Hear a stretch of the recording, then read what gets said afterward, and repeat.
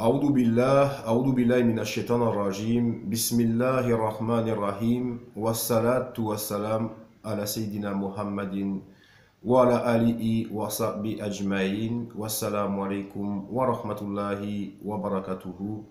Frères et sœurs, assalamu alaikum wa rahmatullahi wa barakatuhu. J'espère que vous allez tous et toutes bien. Alors, je fais cette petite vidéo pour pouvoir montrer ma satisfaction vis-à-vis d'un frère qui s'appelle Mahamar Metmati. Et je pense que, comme vous avez dû le constater dans l'introduction de ma vidéo, je me suis efforcé tant bien que mal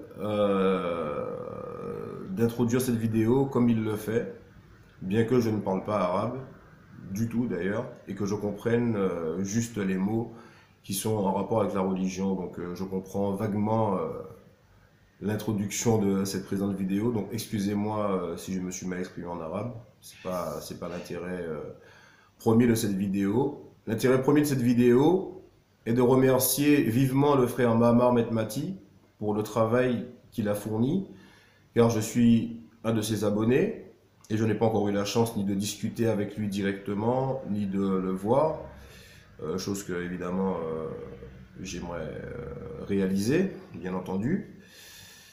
Et je suis surtout là aussi pour lui donner ma force, comme on dit, mon encouragement, mes encouragements les plus vifs par rapport au travail qu'il fait, puisque le travail que le frère Mahamar Metmati fait, à ma connaissance, puisque j'étais chercheur de vérité, je continue de chercher certaines vérités, mais il n'y a qu'une seule grande vérité. Donc maintenant je suis dans la vérité qui est l'islam, je me suis converti, alhamdoulilah. Et alhamdoulilah aussi, j'ai pu faire la rencontre du frère Mahamar Metmati à travers, sur YouTube comme ça, des vidéos qui traînaient par-ci par-là, à droite à gauche. Et pour rappel, j'étais abonné à toutes les chaînes de tous les imams qu'on connaît aujourd'hui, donc Rachid Abou Deifan, Nader Abou Anas, Hassani Hussein, et tout le reste qu'on connaît, Eric Younous, bon, voilà, on les connaît tous. Et ils ont tous effectivement le même discours. Donc moi, quand je me suis converti, enfin, moi je parle en tant que converti, hein, puisque je suis un converti, les vrais convertis, donc on ne parle pas des convertis qui se convertissent pour pouvoir, entre guillemets, profiter d'une sœur pour se marier ou choses comme ça. Les vrais convertis à l'islam, ce sont des gens où ils ont fait une recherche au niveau de la vérité, où Dieu leur a envoyé un signe qui a fait qu'ils se sont rapprochés de Dieu. Donc dans tous les cas, les vrais convertis se rapprochent de Dieu avant de devenir musulmans. Donc rien qu'au niveau de la conversion à l'islam, on parle d'une conversion sincère, puisque ça implique des obligations et des contraintes qu'on n'avait pas avant, puisqu'on n'est pas né dedans. Rien que ça, c'est une démarche qui est... c'est pas une question de méritoire, mais c'est une démarche de vraiment rechercher la face de Dieu, en tout cas au début, puisque la foi, ça monte, ça descend, bon voilà, on sait. Et donc, lorsqu'on cherche Dieu, on le trouve. Et donc, en tant que converti, quand je me suis converti, moi, je me suis pas converti parce qu'un arabe, il est venu me parler du Coran ou machin. Moi, je connaissais pas. Moi, je suis un ancien chrétien qui a pas mal étudié la Bible. D'ailleurs, j'ai fait des vidéos sur une autre chaîne à moi concernant ça pour appeler certains gens du livre à raisonner par rapport à leurs versets. Mais bon, ce n'est pas le sujet de cette vidéo. Et donc, en tant que converti, ben forcément, on étudie. Parce qu'on peut pas... trouver l'islam déjà comme ça, y adhérer comme ça sans comprendre un certain nombre de préceptes. Et donc il y a une quête de vérité qui se fait sur certaines questions qui sont existentielles pour la plupart du temps pour les athées. Et pour les chrétiens, ben, sur des questions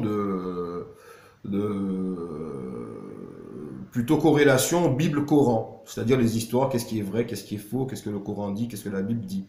Donc quand on a fait tout ce tri, en tout cas ça a été mon travail, il est évident que le Coran, il n'y a pas photo, c'est la parole de Dieu dans son authenticité, à contrario de la Bible, où c'est très facilement démontrable que ce n'est pas la parole de Dieu, la Bible. Hein.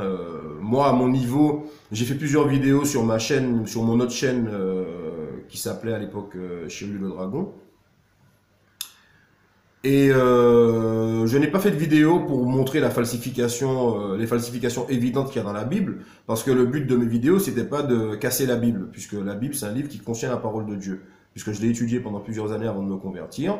Et il y a énormément de passages de la Bible que vous lisez qui sont le Coran. C'est exactement la façon dont Dieu s'exprime, malgré la traduction.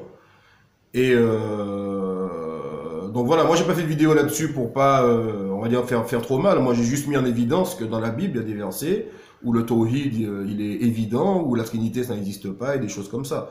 Donc bref, revenons à notre sujet, le sujet qui est que oui, donc quand on se convertit, ben on fait des recherches avant de se convertir. Une fois qu'on se convertit, donc moi ça a été mon cas. Avant de me convertir, par exemple, j'ai vite compris déjà que l'arabe c'était une langue bien au-dessus de toutes les autres. On va dire anglais puissance 10, puisque vous avez un mot qui peut vouloir dire plusieurs choses différentes. Et donc faut trouver le contexte et tout ça. Et donc j'ai lu le Coran, une fois, deux fois, trois fois, quatre traductions différentes. Et j'ai fait ma shahada chez moi tout seul. Donc c'est pas un frère ou un imam ou quoi que ce soit dans la mosquée. Ça c'est bon, ma vie personnelle. J'ai fait ma shahada comme ça. Et bien sûr en parallèle, j'ai tout de suite compris que ben on peut pas pratiquer l'islam qu'avec le Coran. C'est pas possible.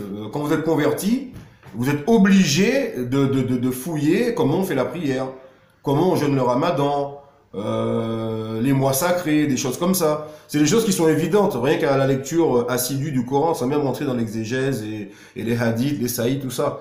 Donc, ce n'est que ces temps-ci, là, il y a quelques mois, que je vois qu'il y a une secte, les Coraniyoun, les coranistes. Alors là, bien évidemment, ça va à l'encontre même du bon sens, et ça va à l'encontre, si vous voulez, c'est prouver ce non-bon sens à travers les convertis. Puisque un converti, il pourra jamais pratiquer l'islam s'il n'étudie pas comment on fait la prière. Et ça, c'est pas marqué dans le Coran. Comment jeûner, c'est pas marqué. Les heures de prière, le nombre de rak'at, tout ça. Ça, c'est des choses qui sont simples et basiques. Donc pour moi, il n'y a même pas de débat là-dessus. Moi, j'ai tout de suite compris quand je me suis converti qu'il fallait le Coran. Et j'ai tout de suite compris qu'il y a des versets qu'on ne peut pas comprendre tout de suite. Et Allah le dit dans Sourate 3, verset 7, Al-Imran, où il dit que, il dit la plupart des versets de ce livre sont la base du livre. Et d'autres versets nécessitent une interprétation, et etc., etc. Donc, le message global du Coran qui est Tawhid, donc l'unicité de Dieu, l'application de ses lois et toutes ces choses, fait que on ne peut pas passer à côté du fait qu'il faut suivre le prophète, puisque c'est même mentionné dans le Coran, ceux qui obéissent à Dieu et obéissent au prophète, obéissez à Dieu, obéissez au prophète. Donc, comment vous voulez obéir au prophète alors que le prophète, le Coran, c'est pas la parole du prophète, alayhi salam. Le prophète ne fait que suivre ce qui lui est révélé. Donc Dieu lui révèle sa parole, et il faut bien pas un instructeur c'est Dieu, mais un formateur derrière. C'est comme si, je sais pas, moi, vous donnez à quelqu'un une voiture, elle a jamais conduit, vous lui donnez le manuel qu'il y a dans chaque voiture, elle pourra jamais conduire. Donc il lui faut un moniteur auto-école, c'est exactement la même chose. Les coranistes, c'est des gens qui sortent complètement qui sans le vouloir, oui, sortent de l'islam d'une façon. Parce qu'ils vont pas pratiquer comme le prophète y faisait. Et si vous faites pas comme le prophète alayhi salam y faisait, vous faites comme qui? Vous faites comme vous voulez, c'est pas possible. Vous faites comment le hajj? Le pèlerinage c'est marqué dans le Coran, vous faites comment? Vous allez là-bas, vous allez à la Mecque et puis vous... je sais pas, il faut savoir comment faire. Il y a des rites, il y a des choses qui sont faites avant, donc il faut se renseigner, donc il faut aller fouiller dans ce qu'il reste du patrimoine, de ce qu'on peut appeler le patrimoine islamique, il faut fouiller, et puis il faut... on est obligé, on peut pas passer par que le Coran. Donc bref, pour revenir sur tout ça, le sujet principal de ma vidéo qui est mon soutien à mon très cher frère Mohamed Mati, même si je ne le connais pas, mais en tout cas c'est quelqu'un qui est dans mon cœur, et c'est la seule personne aujourd'hui que j'écoute. Donc au niveau de ses vidéos, avant qu'on ait supprimé sa chaîne sur YouTube ou une de ses chaînes sur YouTube, j'ai déjà regardé, je vais pas dire toutes ses vidéos parce que je ne suis pas savant pour dire toutes ses vidéos, mais mon compteur il est full quoi. Donc au niveau des vidéos du frère Mamar, moi je les ai déjà bien analysées, puisque en tant que converti, on a compris qu'il faut le Coran, et tout de suite après, on a compris qu'il faut comprendre les versets qu'on ne comprend pas dans le Coran. Donc on a compris qu'il faut l'exégèse, minimum, et à côté de ça, la science du hadith. Et le converti qui a cherché un peu comme moi, avant même de me convertir, je savais déjà qu'il y avait des hadiths sahih qui étaient faux. Parce que j'étais tombé sur des pages avant de me convertir d'athée, ou d'anti-islam, où on vous montre tous les hadiths. Vous allez sur une page d'athéisme ou d'athée, anti-islam, Vous avez tous les hadiths Sahih Bukhari où le prophète a levé le camis d'un petit garçon pour faire des choses. Ça va pas avec la personnalité d'un prophète, ça va contre le Coran aussi, c'est-à-dire la moralité du Coran, la moralité du prophète et toutes ces choses. Donc c'est comme quand on raconte des balivernes sur Jésus, les chrétiens ils vont pas croire non plus. C'est pareil. Donc on sait très bien que les hadiths ce sont des paroles qui sont rapportées. Donc très certainement il y en a qui sont vraies, mais il y en a plein qui sont fausses. Et les hadiths, quand bien même la chaîne de transmission elle est authentique, vous pouvez avoir plusieurs personnes qui sont authentiques dans la chaîne de transmission, qui sont sereines, qui sont saines, qui ont une bonne mémorisation, tout ce que vous voulez, mais qui peuvent se tromper. Ça veut rien dire. Donc voilà, le problème n'est pas là. Donc après, moi quand évidemment j'ai acheté le Tafsir Ibn Kathir, j'ai pas mal de livres à la maison. Donc je lis beaucoup moins maintenant, mais je continue de lire le Coran continuellement. Et bien évidemment, je me renseigne beaucoup sur le Tawhid et notamment les annulatifs de l'islam. Il est bien évident que tous les musulmans qui vivent en France, on a un sérieux problème.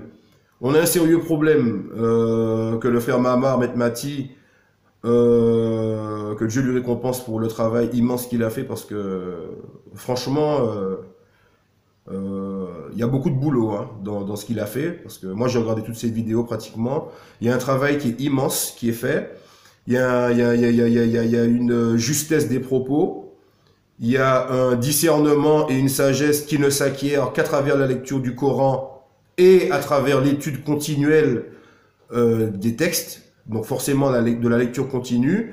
Et donc ce frère, à mon niveau, il a beaucoup plus d'avance que moi. C'est-à-dire que moi je lis beaucoup aussi, j'ai lu beaucoup aussi, je lis beaucoup, mais j'ai pas 20 000 tafassirs, même s'il faut pas 20 000 tafassirs, puisque le Coran, on le comprend quand même, on comprend le sens général. En tout cas, moi qui suis un ancien chrétien par exemple, et qui ne suis pas un athée. Un athée, par exemple, va prendre les versets de la sourate at-Tawbah, il va trouver ça sanglant, machin et tout. Moi, en tant qu'ancien chrétien, ça me choque pas du tout.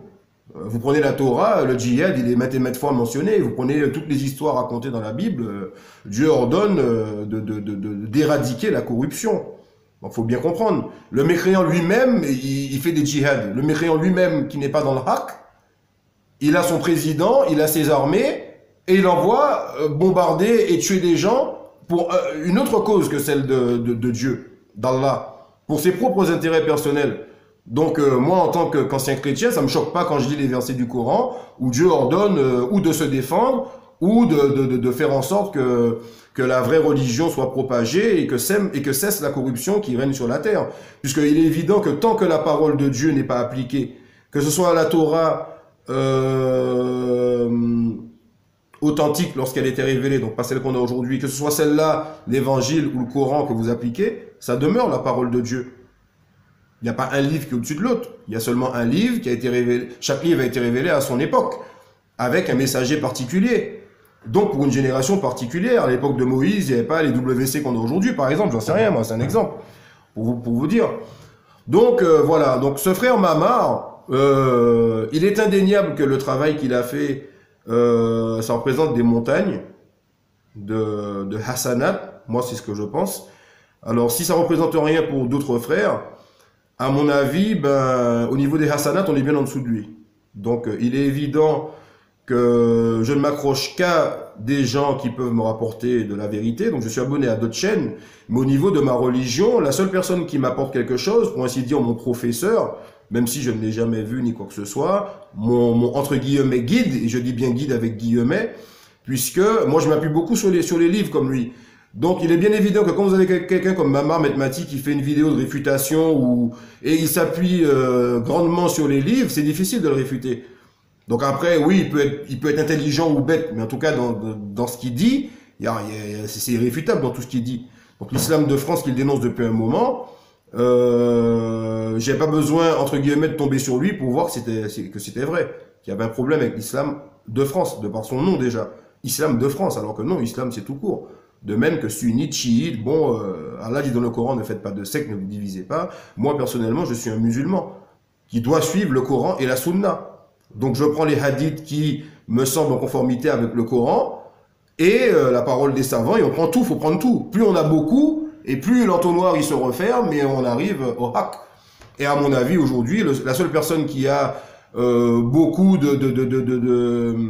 on va pas dire beaucoup de livres, mais beaucoup d'instructions dans ce domaine, dans ce grand entonnoir, c'est Mahamar Metmati, pour l'instant. Donc je dis pas que c'est un savant comme Albani ou d'autres, Mais nous, on est en France, et pour l'instant, en France, les imams, ils font rien pour personne, vous le savez très bien. Autre chose, on est quand même on va dire des millions, 1,5 milliard de musulmans, on va dire minimum. Et c'est quand même bizarre qu'on n'a pas de représentants. Tous les pays, ils ont, je sais pas, les Français, ils ont voté pour Macron. Macron, c'est le leader.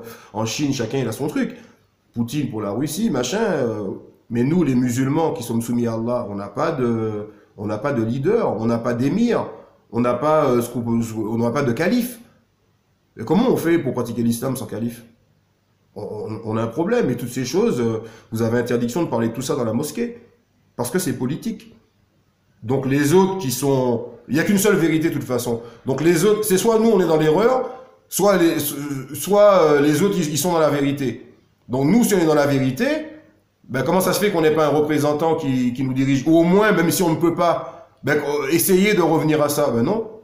Dans nos mosquées ici en France, non, c'est pas le cas. Et bon, il y a plein de choses à dire là-dessus, mais le frère Mamar a déjà fait tout le travail. Donc moi, à part le soutenir et puis essayer de mon côté de faire des vidéos pour que les gens comprennent que ben, il faut suivre ce frère. Moi, je pense qu'il faut suivre ce frère. Je pense que les musulmans doivent essayer de revenir, même si c'est presque pas possible. On sait, c'est la fin des temps, c'est ceci, cela, c'est ça le Mahdi. Mais essayer de revenir par la niya, puisque c'est par la niya que Allah récompense les bonnes actions. Et il est évident qu'Allah, il sait dans quelle situation on est. Et Allah, il ne changera pas l'état du peuple avant que lui-même ne change ce qui est en lui-même. Donc, si les musulmans, ils se complaisent dans cette situation de Islam de France, à parler, comme dit le frère Mamar, de pipi de chameau, de tout ça toute la journée, moi, perso, je ne fais pas partie de ces gens-là. Il est bien évident. Il est bien évident que je suis conscient que je suis dans le haram jusqu'aux oreilles, à travers le fait que non seulement je vis ici, puisque il est formellement interdit à un musulman de voyager en terre de mécréants, apparemment, dans ce que j'ai fait comme recherche. Et bon, apparemment, il y aurait 3 motifs pour pouvoir voyager. Donc, entre autres, la quête d'une science qu'on ne peut pas avoir sur le territoire principal, se soigner, et puis éventuellement faire du commerce, mais pour une durée déterminée. Donc, effectivement, quand vous êtes ici en France et que vous construisez des mosquées qui coûtent des millions d'euros, même 1 million d'euros, c'est que vous n'avez pas du tout l'intention de choisir la option Hijra. Et donc, vous tombez sous le coup du verset où Allah dit dans le Coran que les anges vont interroger ceux à qui ils vont ôter l'âme pour leur demander où en étiez-vous au point de vue de la foi, et ceux-ci répondront nous étions impuissants ou faibles face aux idolâtres. Et les anges de répondre, de rétorquer, la terre d'Allah n'était-elle pas assez vaste pour vous permettre d'émigrer, sans compter les autres versets qui sont nombreux dans le Coran, où Allah nous dit que quiconque émigre dans son sentier trouvera sur terre maîtres endroits où trouver sa subsistance, abondance, etc., etc. Et les hadiths aussi qui vont dans ce sens. Donc, est-ce que c'est mieux de vivre 50 ans ici et de se complaire dans cette situation et dire Alhamdulillah, on peut faire la prière ici, on peut faire Ramadan, mais la religion, c'est pas 3 versets. Vous faites quoi de tous les hudud d'Allah et tout le reste? Donc tout ça, on n'en parle pas dans la mosquée. Donc moi, j'ai déjà fait, pas des interventions vidéo, mais je suis déjà intervenu dans la mosquée près de chez moi pour alerter les frères sur ce genre de trucs. Bien évidemment, ça dérange. Et ils aiment bien faire comme ils veulent. Moi, je ne suis pas partisan de ça. Moi, je ne vais plus à la mosquée, du coup. Depuis un petit moment déjà, j'y vais plus, puisque effectivement, c'est mieux à défaut, si je ne veux pas lire, je préfère regarder une vidéo de Mamar. Parce qu'avec lui, je lis et j'apprends des choses. Il a beaucoup d'avance au niveau du discernement. Il a un discernement, en tout cas, qui ne va pas à l'encontre du mien. Moi, je ne suis personne, mais avec la lumière qu'Allah me donne à travers le Coran, et avec le minimum de science que j'ai pour les hadiths et les livres que j'ai chez moi, c'est difficile de dire « Maman, tu t'es trompé dans une vidéo ». C'est très difficile. Donc, encore moins au niveau du travail qu'il a fait sur les prédicateurs de l'islam de France, donc Tariq Ramadan, toutes ces personnes qui sont complètement hérétiques. Il est évident que même sans avoir vu les vidéos de Mamar, si vous êtes accoutumier au Coran, vous avez l'habitude de lire le Coran, quand Tariq Ramadan vous dit « je suis contre les peines corporelles », bon, vous n'avez pas besoin d'avoir un diplôme à Al-Azhar pour savoir que c'est de la mécréance, quoi. Puisque Allah, il dit qu'il faut couper la main du voleur, il faut flageller. Donc, comment on fait? Et vous avez quelqu'un comme ça qui est mis en avant, qui représente les musulmans. En tout cas, moi, il ne me représente pas personnellement. Ni d'ailleurs tous les autres imams qui ont prêté allégeance, malheureusement, au système du dégel pour pouvoir soi-disant enseigner une partie de la religion tout en cachant une autre grande partie sur laquelle on serait interrogé au jour des comptes, c'est-à-dire ordonner le bien, interdire le mal, ce qu'on est incapable de faire aujourd'hui en France, ne serait-ce que en disant à quelqu'un c'est haram de manger du cochon, tu sais, au centre commercial. Alors je vous dis pas si vous dites ça, hein. Et ça c'est vraiment le niveau le plus bas. Donc on est vraiment dans la mouise. Donc oui, je soutiens le frère Mamar Mehmati et je le félicite pour le travail qu'il a accompli, bien évidemment par la grâce d'Allah, puisque toute science émane d'Allah. Et moi je l'encourage et je suis de tout cœur avec lui. Je pense que c'est quelqu'un à qui, à défaut de pouvoir prêter allégeance, c'est quelqu'un qui devrait faire partie du cercle d'un éventuel calife ou d'un éventuel émir. Même si c'est impossible à réaliser, c'est utopique, on sait tout ça. Mais au moins, le fait d'essayer de revenir, c'est ce qui compte. Et qu'Allah nous facilite, Inch'Allah. Donc frère Mamar Mehmati, même si je ne te connais pas personnellement, cette vidéo t'est adressée pour que tu saches que je te soutiens dans ta démarche, tout comme je soutiens la sœur Farida Belgoul, qui a des problèmes parce qu'elle dénonce le hack alors qu'elle est une enseignante. Et bon, on n'entend pas beaucoup les gilets jaunes là-dessus, par exemple. Ce sont des choses qui sont importantes parce que nous, on est vieux et nos enfants, ils prennent la relève. Et qu'est-ce qu'on va leur laisser? La religion, on leur laisse rien, puisqu'à moins d'être dans les livres, on peut pas leur laisser. Et on a une vie et tout ça, ça on sait. On a d'un autre côté les imams dans les mosquées qui, Shaitan a embelli leurs mauvaises actions, comme Allah dit dans le Coran, puisqu'ils vont sciemment cacher la vérité. Et en plus de ça, demander de l'argent aux frères. Cet argent qui va tourner dans le système de ce qu'on sait, puisque cet argent ne va pas aller pour les musulmans, ni l'argent de la viande halal, ni l'argent Il y a une partie qui va grandement pour l'État, on le sait très bien. Et tous ces imams, ils sont rémunérés aussi. Donc moi personnellement, Allah dit plein de fois dans le Coran, suivez ceux qui ne vous demandent pas de salaire. Il y a des signes dans le Coran, mais pour ceux qui sont assidus au Coran. Donc encore une fois, un gros soutien au frère Mamar Mehmati et à tous les frères qui le soutiennent. Et qu'Allah te préserve encore longtemps mon frère, parce qu'on a besoin de gens comme toi. Et j'espère Inch'Allah qu'on va se voir en vrai un de ces jours. Voilà. Assalamu alaikum à tous.